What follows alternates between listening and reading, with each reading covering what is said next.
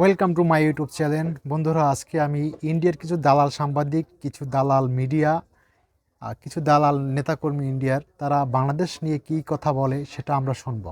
আমরা ৯৭টা পণ্য না পাঠালে তোদের ভাত কাপড় জুটবে না।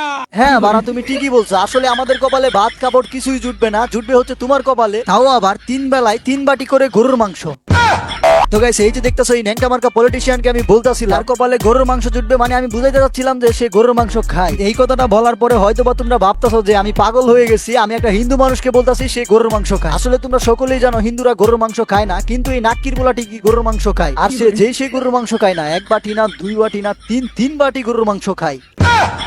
আজকে সনাতনী হিন্দু হিন্দু করছে। এই শুভেন্দু আমার সামনে কুরবানির দিনে ১ বাটি না ২ বাটি না ৩ বাটি গরুর গোশত খেয়েছে। ৩ বাটি। পশ্চিম মেদিনীপুরে শাহাবুদ্দিনের বাড়িতে, নাম বলে দিচ্ছি। আবার রাতে খাবে বলে আবার টিফিন কেরিয়া করে বয়ে নিয়ে গেছে। এই তোর ধর্মের প্রতি সম্মান। আবার বড় বড় কথা কষ্ট দেশ থেকে ৯৭টা প্রোডাক্ট না আসলে আমরা খাইতে পারবো না। আমরা ৯৭টা পণ্য না পাঠালে তোদের ভাত কাপড় জুটবে না। চুপ কর মাথা মোটার বাচ্চা, বলদের মতো খালি কথা কইলেই চলে, চিল্লাইলেই চলে। আল্লাহ বোকা চুদা। তোগো দেশ থেকে ৯৭টা প্রোডাক্ট যদি না আসে বাংলাদেশে, তাহলে বাংলাদেশের মানুষ না খায়া থাকবে না, না খায়া থাকবে তোগো দেশেরই কিছু মানুষ। কারণ আমরা তো তোগো দেশ থেকে মাংনা প্রোডাক্ট আনি না, টাকা দিয়ে কিনে আনি। দ্যাটস ওয়াই আমাদের কাছে নিশ্চয়ই টাকা আছে, ওই টাকা দিয়ে আমরা অন্য দেশ থেকে সেম প্রোডাক্ট কিনে আনতে পারবো। বাট তোদের তো প্রোডাক্ট কার কাছে বেচবি, কার কাছে বেচা তারপরে ভাত খাবি?